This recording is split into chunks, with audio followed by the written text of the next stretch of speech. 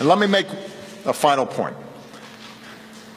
For a while now, the main contribution of some of my friends on the other side of the aisle have made in the fight against ISIL is to criticize this administration and me for not using the phrase radical Islam.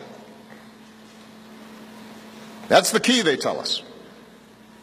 We can't beat ISIL unless we call them radical Islamists. What exactly would using this label accomplish? What exactly would it change? Would it make ISIL less committed to trying to kill Americans? Would it bring in more allies? Is there a military strategy that is served by this?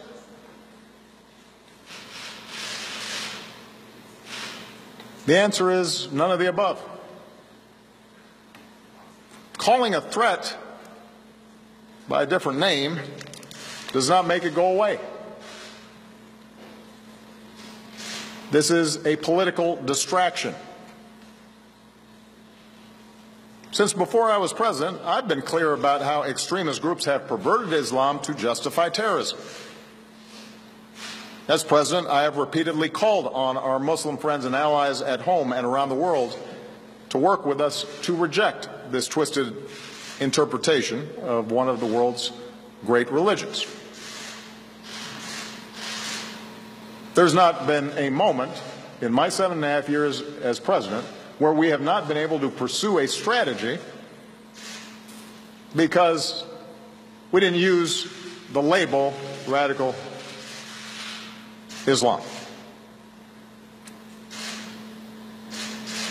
Not once has an advisor of mine said, man, if we really use that phrase, we're going to turn this whole thing around. Not once. So if someone seriously thinks that we don't know who we're fighting, if there's anyone out there who thinks we're confused about who our enemies are, that would come as a surprise to the thousands of terrorists who we've taken off the battlefield. If the implication is that those of us up here and the thousands of people around the country and around the world who are working to defeat ISIL aren't taking the fight seriously, that'd come as a surprise to those who've spent these last 7.5 years dismantling al-Qaeda and the Fatah, for example, including the men and women in uniform who put their lives at risk, and the special forces that I ordered to get bin Laden and are now on the ground in Iraq and in Syria. They know full well who the enemy is. So do the intelligence and law enforcement officers who spend countless hours disrupting plots and protecting all Americans, including politicians who tweet and appear on cable news shows. They know who the nature of the enemy is. So there's no magic to the phrase radical Islam. It's a political talking point. It's not a strategy. And the reason I am careful about how I describe this threat has nothing to do with political correctness and everything to do with actually defeating extremism.